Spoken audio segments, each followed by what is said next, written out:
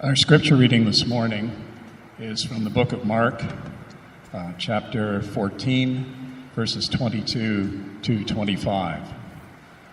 While they were eating, Jesus took a loaf of bread, and after blessing it, he broke it, gave it to them, and said, "Take, this is my body."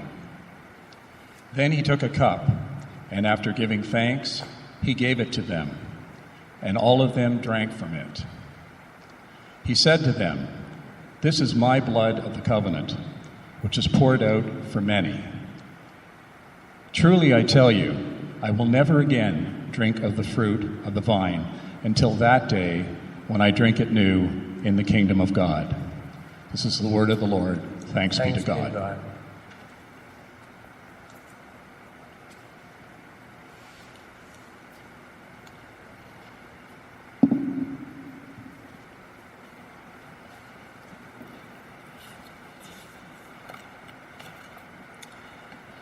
Well, ladies and gentlemen, this morning I'm going to preach in a different style, and I'd like to take you through history.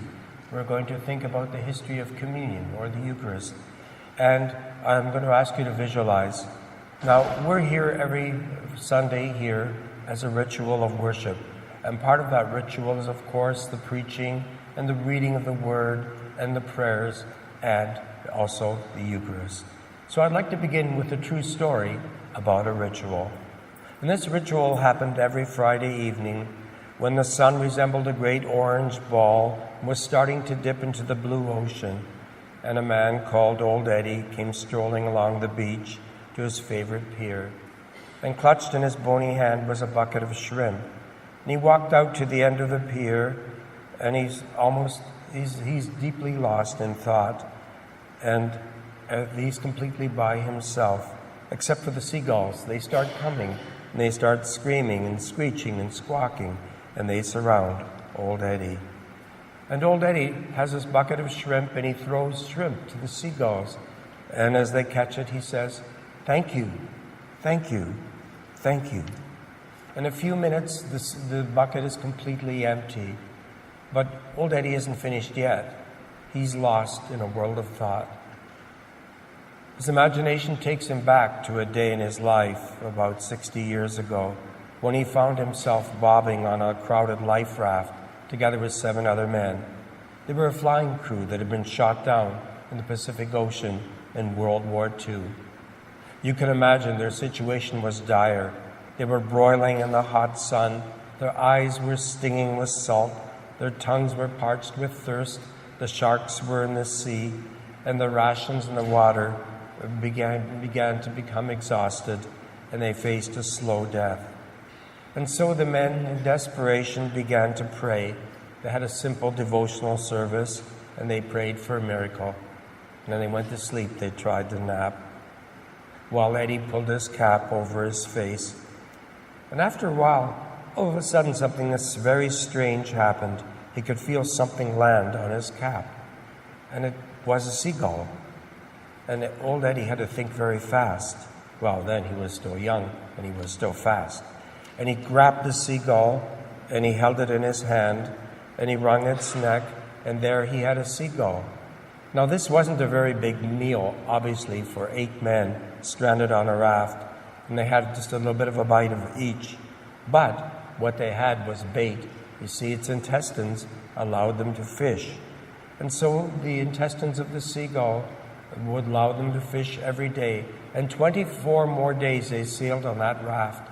And against all odds, they were able to eat fish every day and survive until they were rescued. Now, this man, Old Eddie, who seems like such a strange man, is actually a very famous man. Now, some of you may recognize the name Eddie Rickenbacker. Eddie Rickenbacker was a famous race car driver, a World War I pilot, and the USA's first military ace. He was an instructor and pilot in World War II, and he founded Eastern Airlines. Yes, Eddie Rickenbacker had become a famous man, but he never forgot that ordeal that day in the Pacific Ocean and the sacrifice of a life-giving seagull. And he never stopped saying thank you. And that is why every night for his life, every Friday night, he would walk to the end of the pier with a bucket full of shrimp and a heart full of gratitude. My point is that it is deep in the human heart to wish to give gratitude, to wish to give thanks, especially if someone or something has sacrificed their lives for us. We want to say thank you, we want to remember, and we want to do it with prayer and reverence. So I'd now like to take you again to another time, another scene. I don't know, I'm sure a lot of you, when you read the Bible, you use your imagination and you try to imagine the scene and hear what's being said and how people look and the sounds in the background. I take you now back to the year 68 AD. 35 years have elapsed since the death of Christ and his resurrection. And now we're in Alexandria, Egypt, and the Apostle Mark is now presiding over a Eucharist. Now, in those days, presiding over Eucharist meant you were in a church house. That's where they're like a prayer meeting. And together, the new believers and the converts would be gathered around Mark. And I can just imagine some of the things that Mark must have said as he reminisced about that night of the Last Supper. He must have told of the terror and how Jesus was deserted and how all denied Jesus, and Peter denied him verbally, and the apostles ran for their lives. And you know that story? Perhaps you've seen it. It's in the Gospel of Mark only, about the young man in the loincloth. He was one of the followers who used to follow Jesus and the disciples. And that night the temple guards grabbed for him, remember? And he ran away, and they grabbed his loincloth, and he ran away naked. Now, just as an aside, it's a detail like that which bears witness to the fact that Mark probably was there. And remember this. This is an eyewitness detail of somebody who was actually there and saw it. Well, I wonder what Mark else would have said about the Eucharist. He would have said, that evening, Jesus said those strange words, "This is my body, which is broken for you, and my blood, which is shed for you." And he would have said that we really didn't understand what he meant. We were just terrified that night. And he might have remembered the time, if you remember this is in his gospel too, that John and James asked Jesus if they could sit on his right hand in the kingdom, the thrones of honor. And Jesus, he said, gave us the strangest answer. He said, "Are you able to drink the bitter cup of suffering that I drink?" Mark looked reflective. And he said, we all were thankful to Jesus, and we began to understand too that some of us might be asked to drink of the cup that he drank. We began to understand that Eucharist could also mean that. And here's a P.S. on Mark, by the way. The year was 68 A.D. He died in Alexandria, which became a very famous Christian city. Most of the Christian thinking was done there. But the locals hated Mark, of course, because he preached Jesus Christ. And he was taking people away from their traditional gods. So they put a rope around his neck and they dragged him through the jagged, rocky streets until he was dead. And so Mark is celebrated as a martyr, the author of the Gospel of Mark, the first bishop of Alexandria, and the founder of the church in Africa. And so the first vignette of the Eucharist comes from an ancient time, 68 AD, and the Apostle Mark. And his reminiscences of the Eucharist, they were just beginning to understand the Eucharist as a ritual with gratitude, and the Eucharist could actually mean sacrifice, that those who drank of the blood and ate of the bread could also participate in the life and the death and the resurrection of Jesus Christ. My next vignette moves ahead to a very difficult time in the Church's history. The year is 275, and if you can imagine the streets of Rome in the year 275. The ruling emperor is Valerian, and Valerian is considered a very cruel emperor, and he persecuted the Christians. Now this time, as in the time of Mark, and as we hear in the Acts of the Apostles, Christians still worshipped in church houses. So they got together, but now it was in secret. They would gather quietly, they would have passwords, and they would get together. And just as it said in the book of Acts, they would meet for the preaching, the breaking of the bread, the sharing of the cup, the reading of the sacred texts, offering prayers, and putting aside, by the way, offerings for widows and the poor. And they had another custom. You see, this was a time of persecution. And so what happened that they would do is they would take the consecrated bread of the Eucharist, they would put it in a packet, and they would bring it to Christians in prison. And Christians who were at home, ill, infirm, perhaps dying, and they would bring them the Eucharist. Now this was a job at the time for the deacons, but in the year 275, this was a very dangerous job, to be caught with the Eucharist. It was widely thought by the Romans, because of what Valerian said, that in fact that Christians were cannibals, and they ate the bread of this Christ, and they ate actually human bodies and drank human blood. This was said of the Christians, and some of them hated them a lot. And so what happens now, we have in the history from a pope, a bishop of Rome called Damasus. He lived in the 4th century, and he wrote poems praising and writing the stories of the Christian martyrs. And so anyway, back to this house church in the year 275, and they said, somebody must bring this bread to the people who are sick and those who are in prison. What shall we do? They knew this was a risky business with everywhere people would be watching. And a young man, perhaps no older than the people in our youth ministry in our church, volunteered. He said, let me take this Eucharist. They would never suspect a young person of taking the Eucharist along, so let me do it. And his name was Tarcisius. We know about him because of the poems of the martyrs that were written by Pope Damasus on the tombs of martyrs. And they said, Tarcisius, are you sure you want to volunteer for this? And he said, yes, I do.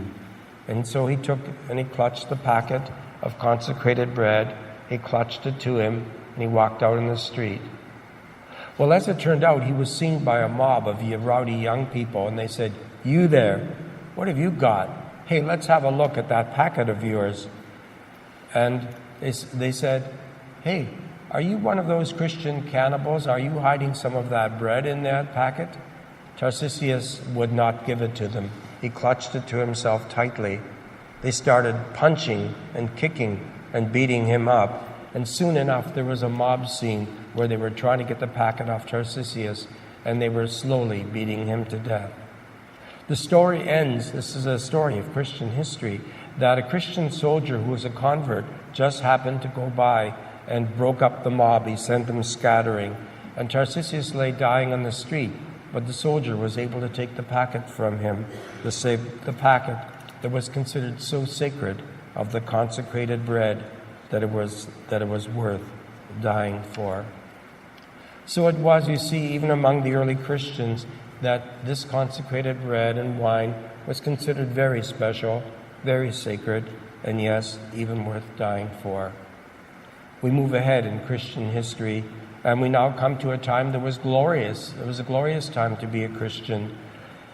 We now go to the great capital of Byzantium, known today as Constantinople. You may have seen where the great Christian church was. It's now the Blue Mosque. And there was a time of great cathedrals. If you've ever seen ornate worship, say, in a Russian church or an Orthodox church, or even a big fancy Roman Catholic Mass, this is now the time of great cathedrals, great buildings, candles, incense, chanting, beautiful robes, chalices of gold and silver, icons and statues. People pack the churches, and to be a Christian, especially if you're going to be an upper clergy like a bishop, you were chosen by the emperor, and this meant you lived a life of wealth and of great prestige. The patriarch, which meant the Archbishop of Constantinople's name, was John Chrysostom. Now, Chrysostom comes from a Greek word meaning golden tongue, and this guy was a great speaker. But not only was he a great speaker, he had a heart for Jesus, and he had a heart for the poor. And he didn't want to live richly. He didn't want great honors. He was the type of bishop who would go around quietly to the churches, and he would sit incognito and watch the worship. And the true story was told by historians about one day he was sitting in the pews crying. And they said, "Why are you crying?" He said, I was so moved by the beauty of this simple, humble country priest. He was saying his Mass, and he was saying his prayers, and he was saying it so reverently, I could just feel his love for Jesus. It is a beautiful thing. This was the heart of St. John Chrysostom. He thought the Eucharist is going astray now. It's no longer a simple packet of consecrated bread. It's now lots of golden chalices on the altar. And he said, look, you're forgetting the real purpose of Eucharist, because when you take the Eucharist and you take the bread and the wine, you're also remembering the body of Christ. You're remembering his people. As I said, did you know he was one of those, when they asked, they said, this is such a sad thing. We have a picture of the emperors around the time of Jesus, but we don't ever have a picture of Jesus. Have you ever thought of that? There is no image of Jesus. We have no idea what he looked like. And Chrysostom said, well, the reason of that? It was surely in God's will. He wanted us to remember that Jesus' face is in the face of all of us, his believers. We are the face of Christ. He said, God probably did that on purpose. He wanted us to remember that. So Chrysostom had a heart for Jesus. He had a heart for the poor. He had a heart for the real meaning of Eucharist. And I'm just quoting briefly from one of his sermons. Do you wish to honor the body of Christ? Well, do not ignore him when he is naked. Do not pay homage to him in the temple, clad in silk, only then to neglect him outside when he is cold and ill-clad. Remember, he who said, this is my body, is the same one who said, you saw me hungry and you gave me no food. And he's the same one who said, whatever you did to the least of my brothers, you did also to me. So what good is it if the Eucharistic table is overloaded with golden chalices if your brother is dying of hunger? You see, John Chrysostom had a heart for the real meaning of Eucharist, which means when we take it and we take the body and blood of Christ, we also take on the love and the burden and the face of each other. We are the faces of Christ. Well, I'm not going too much longer, and I'm bringing you further along. Hopefully you're not bored, are you? You've never heard these stories.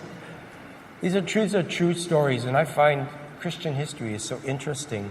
We're now in the Middle Ages, and by now, the meaning of Eucharist had really gone just distorted. In Dijon, France, the year was 433. It was the end of the Middle Ages, and there were startling reports of a bleeding host, a consecrated host being held up bleeding, circulating throughout Europe. And did you know at this time believers had the practice of what they would do is they'd run around from church to church. They wouldn't sit through the service. They wouldn't listen to the sermon or the prayers. They would go running around to various churches in the town and going at the moment when the Eucharist was raised. Because to the medieval mind, that is saying we are looking at God in the raised Eucharist. We are literally seeing Jesus. And it became quite out of control. Church authorities said, what are we going to do to get people to actually worship and stay at church? This is now out of control. This is magic, superstition. It was actually said by the historians of the time that this is what people thought at that time. This was around the year 433. Viewing the host was not only good for the soul, it was also thought to help avert evil. It was capable of protecting one from blindness or sudden death. And during this era, the wafer of the Eucharist achieved cult-like status, and people were provided with opportunities to worship the host outside of Mass, at expositions and processions. So it had now gone from very simple, from a ritual, from Mark in the church, where he would sit and he would talk about Jesus, the breaking of the bread, and how we're to be grateful. And it went from the time in the early church when the martyrs were willing to die for the Eucharist, and then it went to a time when the Eucharist became fancy and ornate, and then finally came to this point, and then came the Reformation. Well, naturally, the Reformers thought long and hard about the Eucharist, and naturally, too, no two people could ever agree with each other, right? These are mysteries, and I think they always will be, and no one will fully understand. And so the Roman Catholic and the Orthodox Church dug in their heels, and they said, no, the Eucharist is literally the body and blood of Christ. It's in the form of bread, it's in the form of wine, but it literally is Jesus Christ. And the Reformers said, no, wait a minute, no way, you've really got this distorted. And it is, but they all agreed, all the Reformers, it is special, it is sacred. There's something very special when we celebrate the Eucharist. And so they had various views. And I'm going to ask you in a moment to think of what view you personally have. Because what your theology is of the Eucharist is how you're going to pray about it, how you regard it, and what you think it is. So, school one. The ones that thought it was literally the body and blood of Christ. And this is still the belief of the Roman and the Orthodox churches. The second believed that no, when you have the Eucharist, that Jesus is spiritually present. When 2 or 3 are gathered in my name, I am in their midst, but in their midst in a very special way, because you have faith, and when you are consuming Jesus spiritually by faith. If any of you ever heard the Anglican Book of Prayer, it actually says that. Take him reverently by faith. And the third group thought, no, this is just a memorial. It's just a memorial meal. We remember that evening and we remember Jesus, but however, when we take it, there is great spiritual benefit. We are actually getting a lot of spiritual blessing just by taking it and remembering it and praying as we do it. Well, I'm going to end with the words of John Wesley. I asked Katie, I said, Katie, and I had the kind of education where you knew all the dogmas and doctrines and all that. I said, so Katie, can you explain what did John Wesley actually mean? He's as founder of Methodism, right? And therefore the tradition of the United Church of Canada. I said, what did he actually believe about Eucharist? And she just smiled at me, sort of like, and I'm going to try to explain what he thought. He said it wasn't literally the body and blood of Christ, so he didn't take a Roman position. But he said it wasn't a memorial either. He said it was more than that.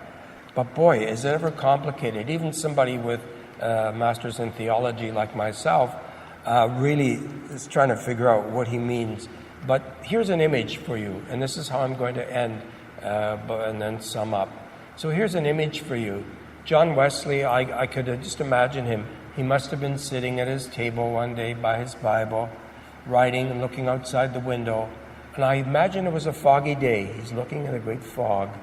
And he's thinking of Jesus Christ hanging on the cross. He's thinking of Jesus dying. And he said, when Jesus died, the vapor of his atonement went up and darkened the very sun. He said, it was like a great vapor of grace that changed the entire universe. So he said, so when we go and have the Eucharist, it's like we're drinking in, we're especially inhaling that great vapor of grace, just as if we were beside the cross in a very special way. So he said, this is a very special thing, and it puts us in touch with the body and blood of Christ.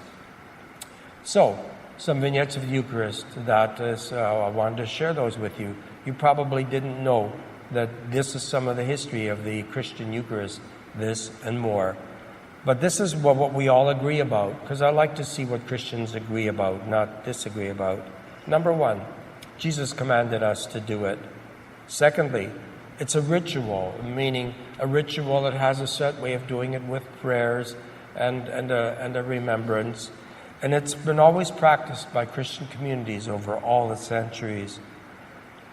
The apostles came to understand the Eucharist meant, by the way, it means giving thanks well. It meant Eucharist means gratitude. So when we're going to the Eucharist, we're saying, Jesus, thank you very much. Lord, thank you for your death for us and for your resurrection. Thank you for all you do. It's above all a thank you. And it's a participation in his life, death, and resurrection, which is saying, if whatever comes in my life, even sometimes if it's a cup of bitterness that you talk to John and James about, even then, I am prepared to drink it. It was always considered sacred, and Christian martyrs even were willing to die for it. But people sometimes lost sight of it, and they just looked at the external. And the Eucharist is more than anything else. It is an internal. And the Reformers really tried to stress this. The Eucharist is nothing without our faith, the faith and the prayer of us. So, bottom line, Eucharist, what do you think? This would be the bottom line, I think, personally. When Jesus said, "This is my body and this is my blood," is he talking literally or is he talking symbolically? Now, Jesus talks symbolically a lot in the Bible, right? Like when he says, "I am the bread of life," or I am the true vine, or that out of me shall flow rivers of living water. This is symbolic talk. There's a lot of this in the Bible. Sometimes there's literal talk, right? And so here, what was Jesus meaning? This is literally, this is my body that is broken, and that every time you break it and you drink it, you are consuming my body. Or was it a symbol? The fact is, regardless of what you think, it's very special, it's very sacred, and we come to it with reverence, with thanksgiving, and most of all, a remembrance that we are so much loved by God.